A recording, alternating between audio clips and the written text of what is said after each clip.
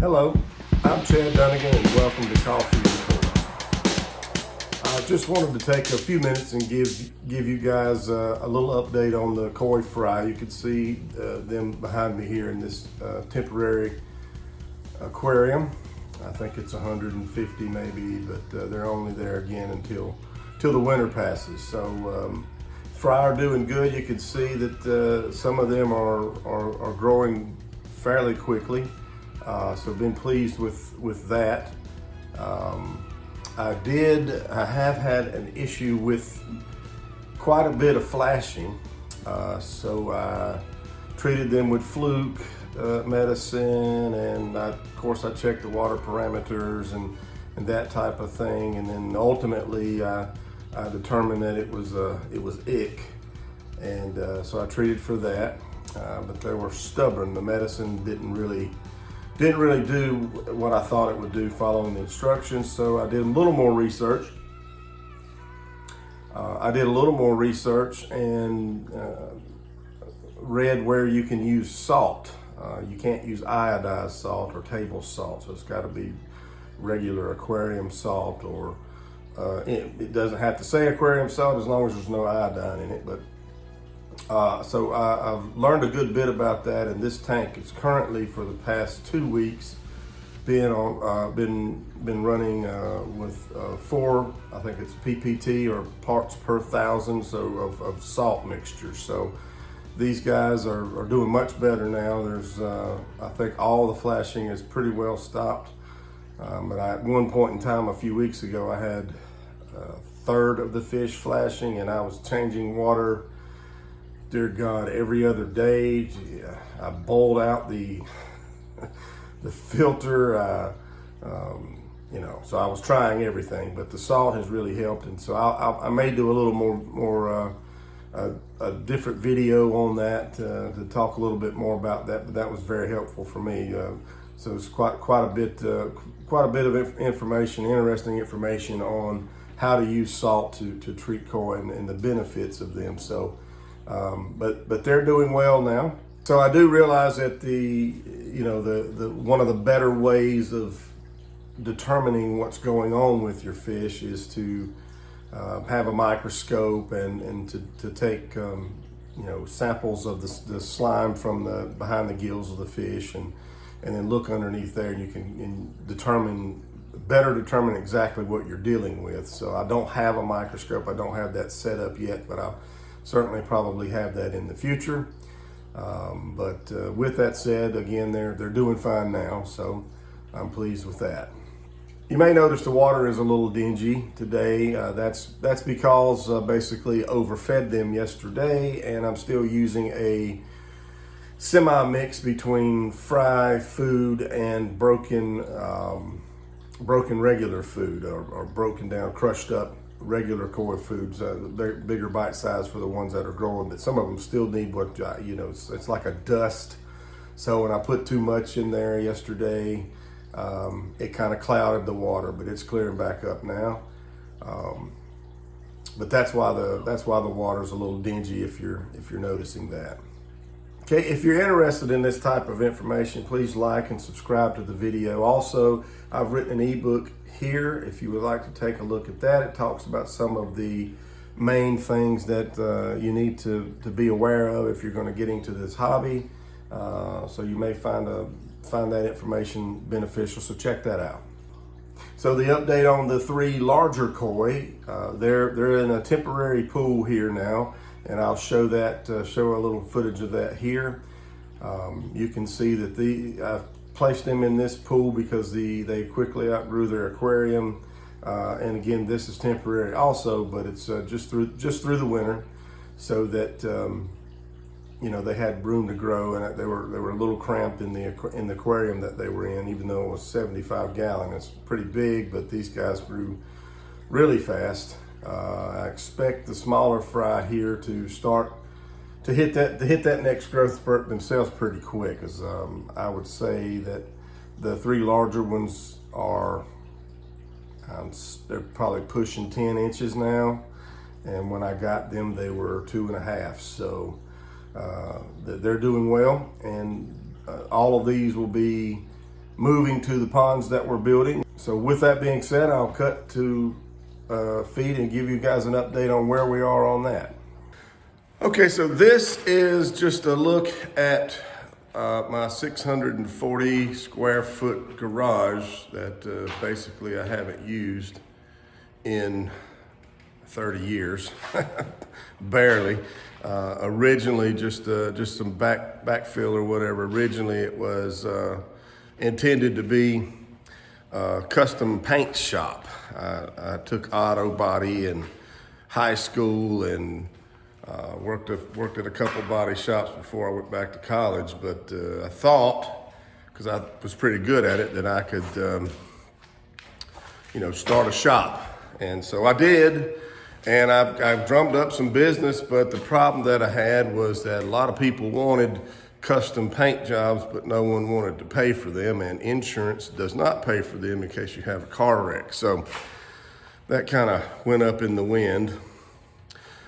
This building was also a dojo for my now 25-year-old son when he was in the 4th grade, I think. He started taking karate, and we built, had the floor mats down in here, and had his own dojo, boxing equipment, fighting equipment, and then he kind of outgrew that. He went all the way and got his black belt, then went into the Army, so I'm proud of him. But he, after that, the dojo was kind of a no-go anymore. We didn't really have a use for that. My daughter was in gymnastics, and at once upon a time there was a rope hanging from the ceiling that she would climb up and down. She was in gymnastics for a few years, and so we've used it for that too. But for the most part, it's sat here just collecting clutter for at least 20-something years. So you'll see that in this video, I've done a lot of clean out. You can see there's still a little bit of work to do here. I've got to take these lights off the walls next. These were lights for painting. There's no bulbs. I'll take the bulbs out and all of that, but those lights will come down. The building will be rewired. It's got to be insulated, but point is I'm going to make my koi pond an indoor pond. I looked at different areas on the land, maybe by the pool or in the back, and just for several different reasons, I really just wanted to have it indoor. So plan is to put some windows. They have some natural light up high coming in, and in this area will be if you can see that, the bigger area here in the front, maybe the first half of it will be the proper pond with the waterfall. That's my vision. I haven't sketched it out totally yet. That's coming, but I'll share all of that. And in the back side, I'll have a dividing wall. In the back side, there'll be a grow out pond of some sort, or two, I don't know. If you notice the spray paint, you can tell that this this was a paint shop, and it was also for the kids. I let the kids do what they wanted in here, pretty much give them the building when they were young. I wasn't using it for anything. And here is some footage of the clean out. I brought in rented a large dumpster and had it delivered here. And it sat here for 12 days, and I cleaned out this building. Even though it's not fully clean, I got a couple things, but I can move the little bit of things here that I haven't decided what to do with yet away and get the insulation and the windows done. The refrigerator will stay. That dresser will probably stay, and I'll put a large aquarium or some type of a quarantine tank on that or something, I don't know. But so that's the plan for that.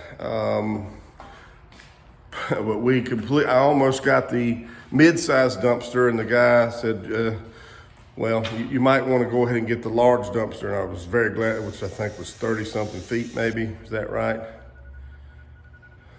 Well, whatever the large one was, I think it was 30 feet. We completely filled that thing up,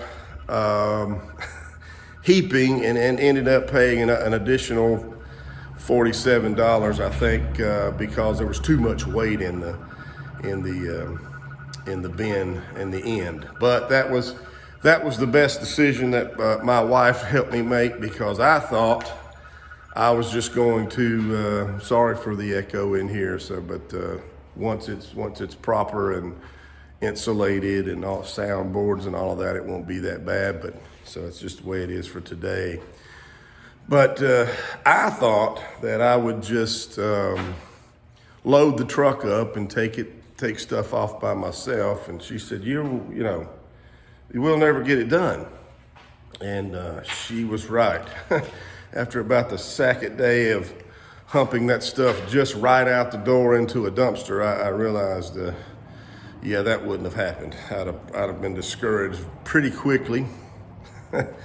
So I have to give her thanks for that. She's, you know, like some of the people call, or the doctors call, or someone got some other question about insurance or something. I said, well, let me go get my other brain. She's in the bedroom in here, because, yeah. But yeah, that was her decision. I give her props on that. And I didn't fight too much on it. I didn't really want to spend the money, but I said, well, you're probably right. I've been living with her, married with her for, I don't know, going on 30 years, and she's usually right. And I've learned a couple of things. This isn't a message on best marital practices, but if you've got a project going on and you want your wife on board, you might want to agree with her sometimes. And also, she tends to be right more times than not. So I've learned over the years to listen. And boy, was she right on that one. That was the best money that I had spent so far on this, because we had the thing for 12 days and there was so much. And in the next coming weeks, you'll see that I'll be putting in the windows and the insulation's going up next, rewiring the lighting. I've got some nicer lights instead of these just old garage lights. So that'll be coming next. Thank you guys for watching, and you know, be sure to like and subscribe the video if you haven't already. If you like this content, you're interested in that, the pond build. So if you can, subscribe to that, and I greatly appreciate it. Talk to you next time.